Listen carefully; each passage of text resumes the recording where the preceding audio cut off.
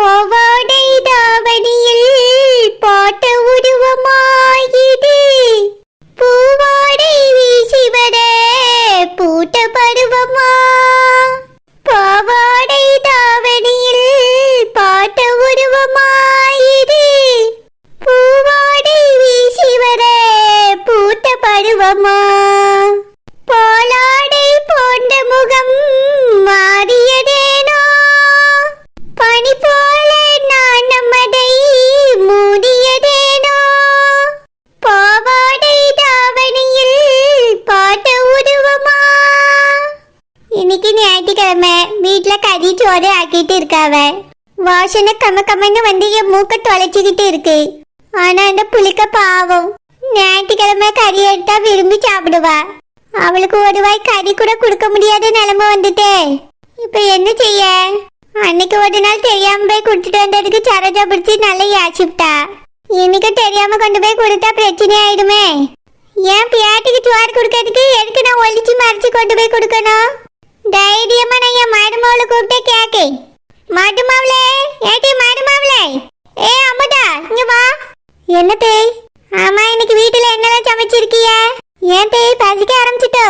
ஒரு 5 நிமிஷம் இருங்க தேய், முட்டை இப்பதான் அவிஞ்சிட்டு இருக்கு. என்னடி முட்டை அவிஞ்சிட்டு இருக்கா? பிரியாணி வாசனை எல்லாம் வந்துச்சு. ஆமா தேய், பிரியாணி செஞ்சிருக்கா எங்க அக்கா. நான் கறி குழம்பு வச்சேன்.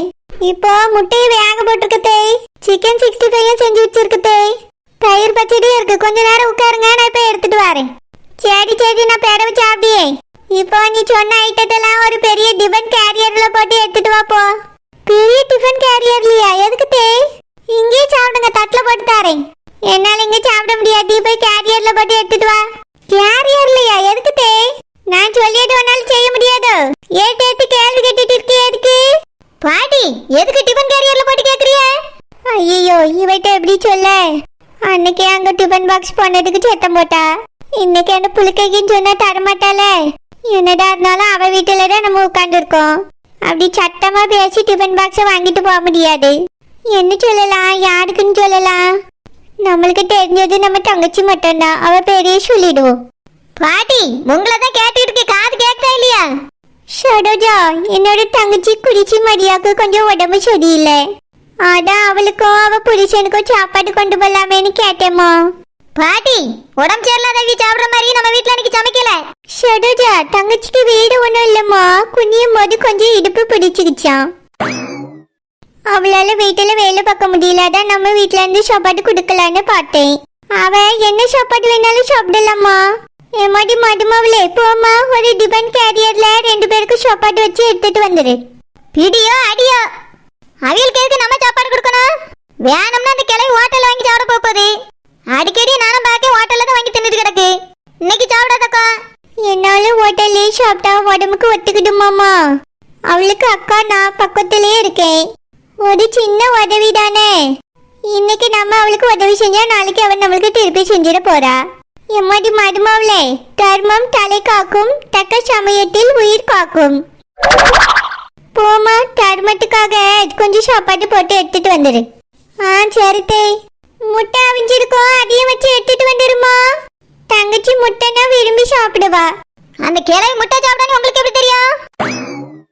அது பேச்சு வாக்குல அடிக்கடி சொல்லுவாமா, கேட்டிருக்கேன். நல்லா கேட்டிய. சரோஜா, கோபப்படாதம்மா, இன்னைக்கு ஒரு நாள் தானே.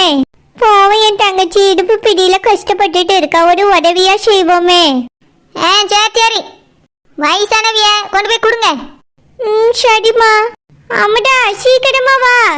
அவ பசி தாங்க மாட்டா. அந்த கிழவி மேல இவ்வளவு அக்கறையா? கிழவியோ கொமதியோ பசி எல்லாருக்கும் ஒண்ணுதானம்மா. சரி. இந்த கிழவி ரொம்ப உருகுதா தங்கச்சி நீ. இந்த பிரச்சனை வந்தப்பறம் இந்த கிழவி நம்மகிட்ட கூட ஒழுங்கா பேசுறது இல்ல. இந்த கிழவிட்ட மட்டும் எப்படி பேசுது?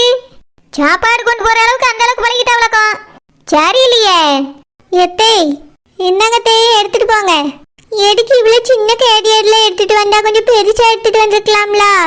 பாட்டி, இந்த கேரியர்ல நிறைய சாப்பாடு வச்சா 4 பேர் மேலே சாப்பிடலாம். 2 பேருக்கு தானே இது போதாதோ? அது இல்லம்மா, குழம்பு இருக்கும், 65 இருக்கும், தயிர் பச்சடி இருக்கும், ஒன்னத்துல தானே பிரியாணி இருக்கும். அதனால நம்ம சொன்னேன். இல்லத்தே, 2 பாத்திரத்துல பிரியாணி வச்சிருக்கேன். 65 இருக்குல்ல, அதுக்குள்ள ஒரு சின்ன கிண்ணம் வச்சு அதுல தான் தயிர் வச்சிருக்கேன் தே. சரி, முட்டை வச்சியா? வச்சிருக்கேன் தேய். பாட்டி இப்ப முட்டைலாம் ரொம்ப அவசியமா கொடுத்தாங்கம்மாக்கா. சாப்பாடு கொடுத்தா பத்தாதா? இல்லம்மா, குடுக்கதே குடுக்கும். நல்லா சாப்பிட்டுட்டு போட்டுமேனு கொடுப்போமே. அவ முட்டையை தான் நல்லா விரும்பி சாப்பிடுவா. சரி சரி, அதை வச்சுட்டாவில கொண்டு போய் கொடுத்துட்டு வாங்க. மதுமாவில எட்டாமா அட்டை போயிட்டு வந்து சாப்பிடியம்மா. சரி தேய். அம்மா இந்த ஓட்டம் ஓடுது. இந்த கிழவிக்கு அந்த கிழவி மேல இவ்வளவு பாசமா?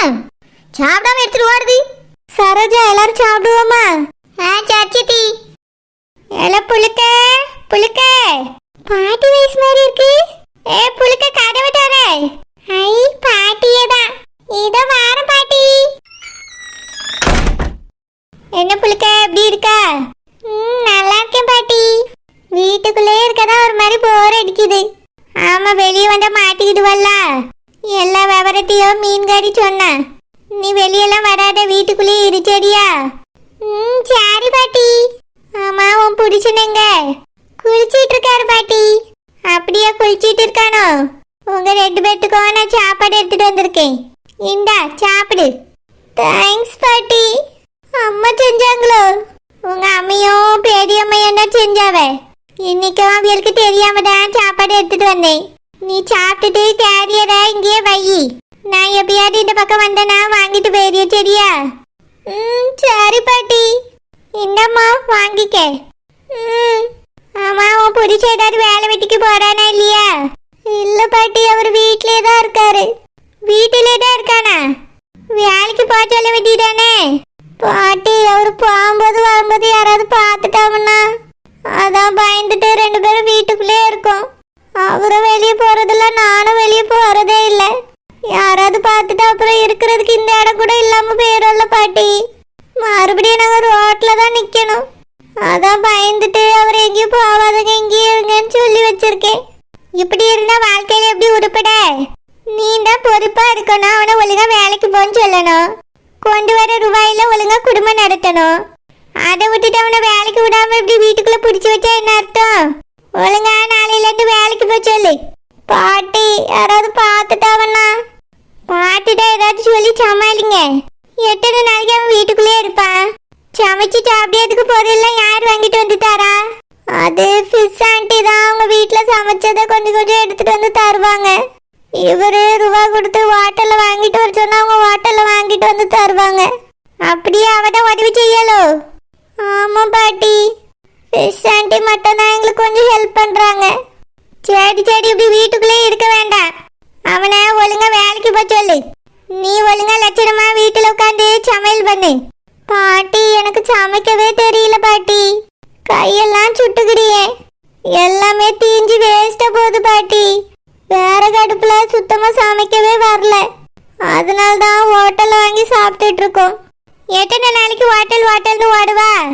இப்படி இருந்தா குடும்பம் நடத்தவே முடியாது. காலத்துக்கும் வீடு இல்லாம இப்படி ரோட்லயே தான் நிக்க வேண்டியிருக்கும். பாத்துக்க, ஒழுங்கா அவனை வேலைக்கு அனுப்பு. அவன் கொண்டு வர சம்பளத்துல குடும்பம் நடத்த பாரு. ஹோட்டல்னு ஓடுனா 4 நாள் கூட ரூபா கையில நிக்காது. வாடகை கொடுக்கணும், நீங்க 2 பேரும் சாப்பிடணும். நாளைக்கு உங்களுக்குன்னு குழந்தை பிறந்துட்டு அதை படிக்க வைக்கணும், அதை நல்லா பாத்துக்கிடணும். எவ்வளவு செலவாகும் தெரியுமா புழுக்க? ஒழுங்கா அவனை இப்பத்துல இருந்து வேலைக்கு போய் சொல்லு. எப்பவுமே உன் பக்கத்திலே இதுன்னு பிடிச்சு வச்சுக்காது, சரியா? சரி பாட்டி. சொப்பனக்கா சொப்பனக்கா சொப்பனக்கா, ஏழை ஓனர் என்ன சாக்காய் போய் பார்க்க. சொப்பனக்காவேங்க அவைய கூட பேசிட்டு போலாம் தான் வந்தேன். பாட்டி நீங்களா? நான் தாளா. எதுக்கு இப்படி மறுபடியும் சாக்காவியா? சொப்பனக்காவை பார்த்து பேசிட்டு போலான்னு வந்து கூப்பிடு. நீங்க நல்லா நடந்து வரியா? ஏன் நான் நடக்க மாட்டேனக்கும்? பாட்டி உங்க இடுப்புல சுளுக்கு பிடிச்சி. என்னது? ஏன் இடுப்புல சுளுக்கா? என்னலா எதுவும் கனவு கண்டியோ? அப்படின்னா நீங்க நல்லா தான் இருக்கீங்களா? இல்ல சரோஜா, என்ன நல்லா இருக்க கூடாதுன்னு நினைக்கிறியோ? ரொம்ப நல்லா இருக்கேன். வேணும்னா சொல்லு, இங்க இருந்து அங்க வரைக்கும் ஓடி கூட காட்டியேன். சொப்பனக்காவை எங்களா கூப்பிட வீட்டை 2 வாரத்தை பேசிட்டு போட்டு. சரோஜா என்னமா இது? இதே வந்து நின்னு பேசிட்டு இருக்காவ. அதான் ஜிட்டி எனக்கு ஒண்ணுமே புரியல. ஏலா என்னாச்சு உங்க 2 பேருக்கும்? சொப்பனக்காவை கூப்பிடுங்க, நான் பேசிட்டு போட்டு. எம்மா எங்க அத்தை அங்க வந்தாவல்ல உங்க வீட்டுக்கு. சொப்பனக்காவா? ஆமா, உங்களை பார்க்கதான் சொல்லி வந்தாவ. இல்லையே, அங்க யாருமே வரையில.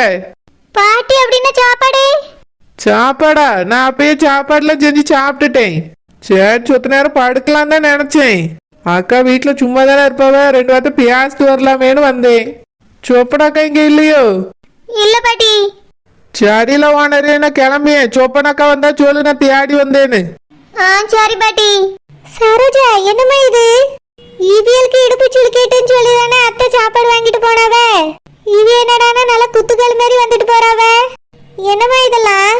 அப்படின்னா அத்தை எங்க போயிருப்பாவ? இங்க சாப்பிட மனசு இல்லாம சாப்பாடு வாங்கிட்டு போய் வேற எங்கேயும் உட்காந்து சாப்பிடியாவ்ளோ? சித்தி, பாட்டிக்கு என்ன பிரச்சனை நீ நான் பாத்துக்கிட்டேன் சித்தி.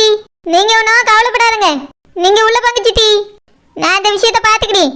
சரோஜா, பாட்டி எங்க போனாவன்னு தெரியலையேம்மா. அதான் சித்தி, அவில நான் பார்த்து கூட்டிட்டு வரேன், நீங்க போங்க. இங்கதாம்மா, எங்கேயாவது பக்கத்துல தான் போயிருப்பாவ. சீக்கிரமா பார்த்து கூட்டிட்டு வாமா. சரி. அட பேதி எடுத்து கிளவி, மறுபடியும் நம்மளை ஏமாத்தி பிரியாணி அவளுக்கு வாங்கிட்டு போயிருக்கோம். சரியான சர்க்கஸ் கிளவியா தான் இருக்கு. நான் கூட தங்கச்சி தங்கச்சின்னு உருகுதே, அந்த கிளவிக்கு தான் உடம்பு சரியா நினைச்சிட்டேன்.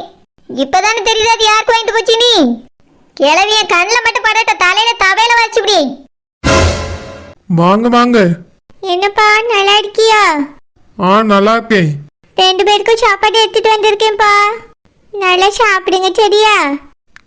சரி சரி. என் பேட்டியை நல்லா பாத்துக்கப்பா.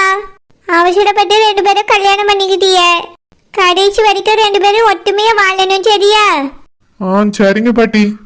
அவசரப்பட்டு எடுத்த முடிவு தானேன்னு அவசரமா பிரிஞ்சிடக்கூடாது. என்ன பிரச்சனை வந்தாலும் சேர்ந்தே இருந்து போராடணும். என் பேட்டிய நீ நல்லா பாத்துக்கிடணும். சரிங்க பாட்டி. இனி நாளையில இருந்து வேலைக்கு போப்பா. நான் அப்பவே போறேன்னு தான் சொன்னேன். ஜெனி தான் விட மாட்டா. பயமா இருக்கு, யாராவது பாத்திர போறாங்க, இங்கே இருங்கன்னு சொல்லி என்ன வீட்லயே இருக்க வைக்கிறா பாட்டி. நான் அவளுக்கு எடுத்து சொல்லியிருக்கேன், நீ அப்படியெல்லாம் சொல்ல மாட்டா. நீ நாளையில இருந்து வேலைக்கு போப்பா. சரிங்க பாட்டி. சரி, நான் கிளம்பிய 2 பேரும் உட்காந்து சாப்பிடுங்க. சரி பாட்டி. ஜெனி, இனி பாட்டி கொண்டு வந்தாங்கன்னா சாப்பாடு வாங்காத ஜெனி. நான் இப்ப குளிச்சுட்டு ஹோட்டல்ல போய் சாப்பாடு வாங்கலான்னு தான் கிளம்புனேன். அதுக்குள்ள அவங்க எடுத்துட்டு வந்துட்டாங்க. நீயும் கையில வாங்கி வச்சிருக்கேன்னு ஒண்ணுமே சொல்லல. இனி இப்படிலாம் சாப்பாடு வாங்காத ஜெனி. ஏன் அப்படிலாம் சொல்றீங்க? எங்க பாட்டி தானே. இல்ல ஜெனி, நாளைக்கு இது தெரிஞ்சிச்சுன்னா ஏதாவது சொல்லுவாங்க. அவங்க இப்போ உங்க வீட்டுல இல்ல, உங்க பெரியம்மா வீட்டுல இருக்காங்க. அவங்க யாராவது ஒண்ணு சொன்னா நம்மளுக்கு கஷ்டமா இருக்கும் ஜெனி. ஏன் உங்க பாட்டிய சொன்னாலும் நம்மளுக்கு தான் கஷ்டம். அதனால இனி சாப்பாடெல்லாம் வாங்காத. சரிங்க, நாளையில இருந்து நானே சமைக்கிறேன். உனக்கு தான் சமைக்கவே தெரியலையே ஜெனி. கத்துக்கிறேங்க. சரி ஜெனி, நானும் நாளையில இருந்து வேலைக்கு போறேன். சரி, நான் போய் தட்டை எடுத்துட்டு வரேன். 2 பேரும் சாப்பிடுவோம். சரி ஜெனி. சேகர், நீ பொண்ணு பார்க்க போறான்னு தெரிஞ்ச உடனே நான் எவ்வளவு தெரியுமா கஷ்டப்பட்டேன். நானும் அங்க வரலாம்னு நினைச்சு எங்க அம்மா கூட கிளம்பி வந்தேன்னா உங்க அக்கா வரக்கூடாதுன்னு சொல்லிட்டாவ. நீ பொண்ணு பார்த்துட்டு வர வரைக்கும் என் உயிர் என் கையிலே இல்ல சேகர். ஆனா என்ன நடந்துச்சுன்னு எங்க அம்மா வந்து சொன்னாங்களோ, அதுக்கப்புறம் தான் என் மனசு கொஞ்சம் நிம்மதியா இருந்தது. ஆமா கண்மணி, அவங்க கட்டி தர முடியாதுன்னு சொன்னாங்களோ, அதுக்கப்புறம் தான் எனக்கு சந்தோஷமா இருந்தது. ரொம்பவே பயந்துட்டேன் கண்மணி. மறுபடியும் வீட்டுல பொண்ணு பார்க்க ஆரம்பிச்சிட்டாங்களே, இந்த கல்யாணத்தை எப்படி எடுப்பேன்னு யோசிச்சுட்டே இருந்தேன். நல்ல வேளை அதை அவங்களே ஸ்டாப் பண்ணிட்டாங்க. இனி நம்ம காதலுக்கு தடையே இல்ல, ஜாலியா லவ் பண்ணலாம். சரி சேகர். ஆமா, உங்க அக்கா உனக்கு மறுபடியும் பொண்ணு பார்த்தாங்கன்னா என்ன செய்ய? அதுக்கெல்லாம் இப்போதைக்கு வாய்ப்பே இல்ல கண்மணி. நீ கவலைப்படாத, நம்மளுக்கு தான் கல்யாணம் நடக்கும். சேகர், உங்க அக்காக்கு என்னையும் பிடிக்கல, எங்க அம்மையும் பிடிக்கல. எப்படி சேகர் நம்ம கல்யாணம் நடக்கும்?